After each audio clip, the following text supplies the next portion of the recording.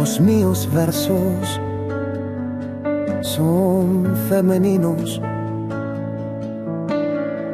Cada parola aí tien o suyo perfume de muller, o suyo caminar ao largo do poema, e é femenino, salvando no ritmo del agua.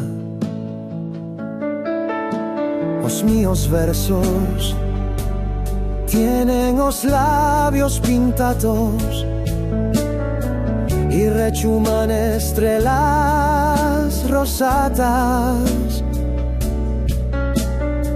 En ubrirse nesveilan un rictus de frescor sexuata. Querer mantener gotas de seducción en las ninetas, as ellas enmarcando retalladas, cada una de ellas o coloriato cerclo da magia. Buscan unas mans con aimo y para mellas una mesa, un mantel a cuadros, calor y esperanza.